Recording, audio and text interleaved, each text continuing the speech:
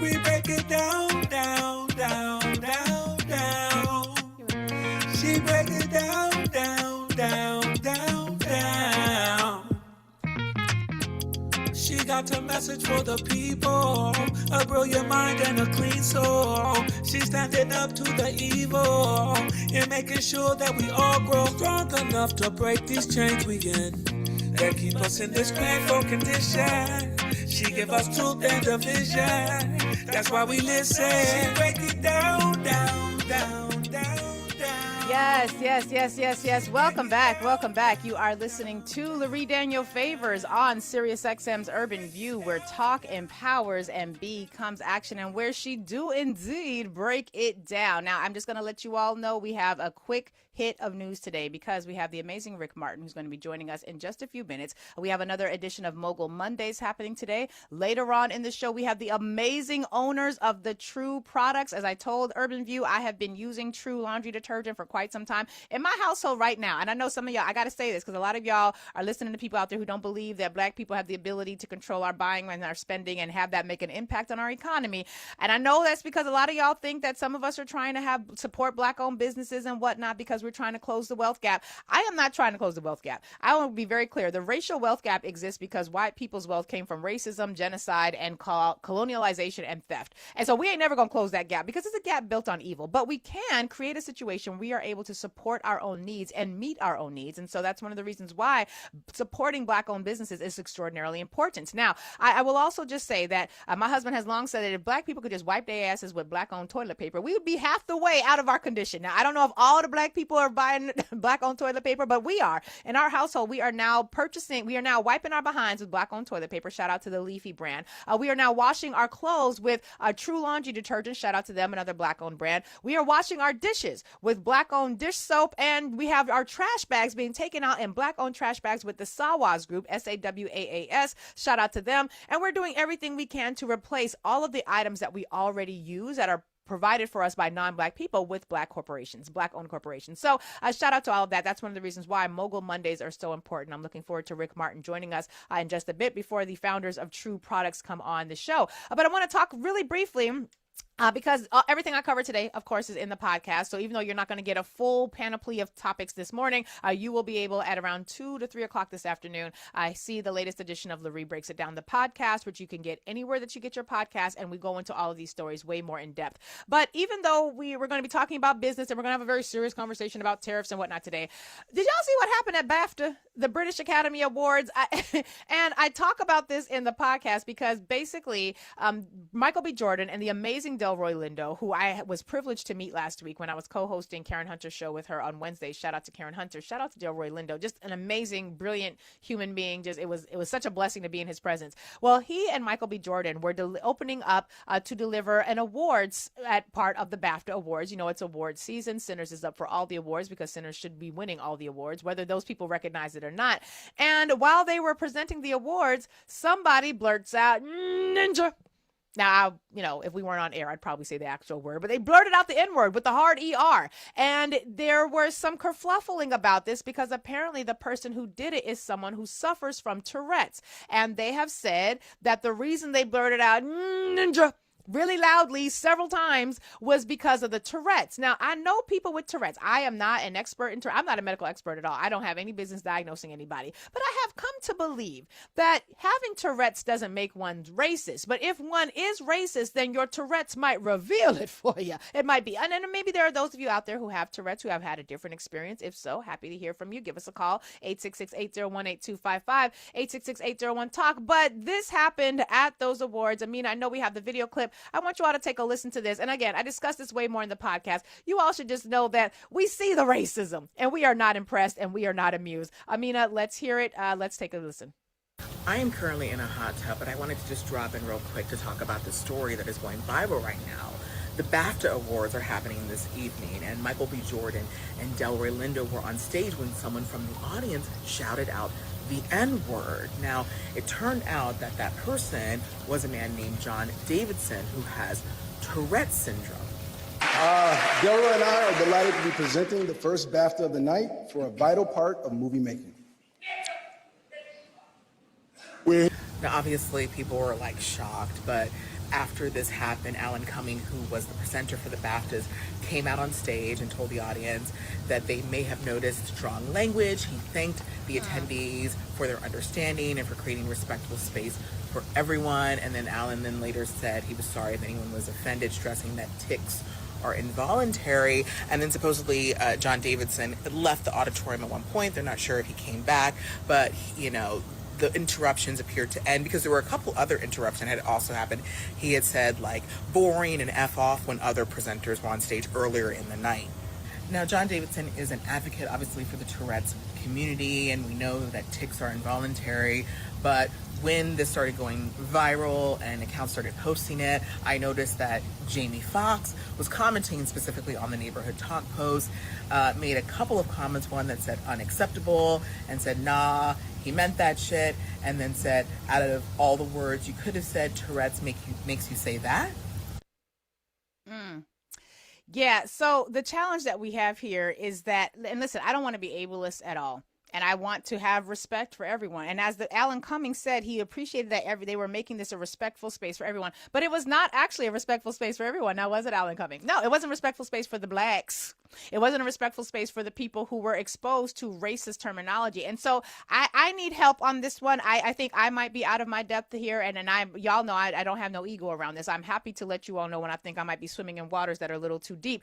I have been of the perspective that if you have these sorts of words and terminologies already a part of your vocabulary, then sure, your Tourette's might cause you to say it. I have yet to read any study, any article, any survey, any writing, any research that suggests that having a disease or a disability like Tourette's would cause one to blurt out racist things if one were not already racist. It's kind of like how when they blame the racism on taking Ambien, like, oh, I took Ambien, that's why I called you a ninja. No, you use a racist and your Ambien made you lower your barriers of self-monitoring. And so you said ninja because that's what was already in your heart. I don't know. I could be wrong on this one, and I don't want to be ableist, but I will say that this is certainly not a respectful environment for everyone. And why does it always seem to be on the blacks to be forgiving of the whites who can't seem to control themselves? Now, again, if there is credible indication that Tourette's will allow you or will cause you to say racist-ass things when you're not actually a racist, I would love to see it. I just think it's also interesting that he only said ninja when the blacks were on the stage. When everybody else was on stage, he said boring or fuck off. But when the blacks was on the stage, for some reason, Tourette's was like, of all the data pieces of information that we have, this one deserves a ninja. I don't know. It is what it is. But I just thought you all should be aware of that because why not? It's what also has happened this weekend. And actually, the serious things that happened over this weekend tended to do much more with your financial reality. And so while we do need to pay the racism's attention, we really should be paying way more attention to the reality of financial disaster that feels like it's coming towards the United States because y'all's president is cuckoo for Cocoa Puffs. Now, what happened on Friday, we got during my show, during literally their live show, we learned that the Supreme Court had ruled that Donald Trump's tariffs were wholly illegal and that he could not continue with them. And he found this out, as I'd said on Friday, literally during a meeting where he was partying with some of the governors that he actually likes, not the black one that he don't like or the Democrats that he don't like. But he then basically had to deal with the fact that everything he's been basing his economic policy on just got ripped out from underneath him. Because you got to remember, the tariffs weren't just bad financial policy that every economist worth their salt told Donald Trump not to engage in. The tariffs were also what he was using to balance the budget. Because you remember the big bitch ass bill that they passed back in July the 4th, that big bitch ass bill, which was the same piece of legislation that basically had them gut our health care, gut our education system, gut our labor support programs, gut our housing programs, gut food stamps, gut all the things that make up the American social safety net so that they could give money to the billionaires, which they had promised them back in Donald Trump's first term in 2017 when they passed the temporary tax cuts. And in addition to promising the billionaires that they were going to give them the money, Donald Trump also was able to then get rid of key signature programs that the Democrats had run on, had created, like Social Security, like all these other things, these social safety net programs that the Democrats had put forward. But the other issue is that Donald Trump didn't have enough money just with gutting those programs to make those tax cuts benefits, to make those tax cut benefits permanent. He also needed the tariffs. And without the tariffs, he ain't got no way to pay for them tax cuts. Without the tariffs, he ain't got no way to balance the budget. Without the without the tariffs, he ain't got no way to balance the budget to make those tax cuts permanent. He can't do shit it because he was robbing Peter to pay Paul. And now the Supreme Court said, well, you can't rob none of these people because you ain't got the authority. Now, your president crashed out over the weekend. He decided, well, since I can't use this particular rule, I'll use a different rule. Now, mind you, the only rule he can really use for any of this is to go back to Congress, but he refuses to do that because in Congress, they don't have the votes. Republicans run the House, Republicans run the Senate. They do not run this issue because everybody who can actually do fucking math knows that these tariffs were a bad idea. And so when Donald Trump decided that over the weekend he was going to use a different provision, the provision he decided to use maxes out at 15% tariffs. He started out at 10% tariffs earlier in the weekend, and then by the end of the weekend it was 15% tariffs. But those tariffs only last 150 days. And as was reported by the Financial Times, the rest of the world is like, humana.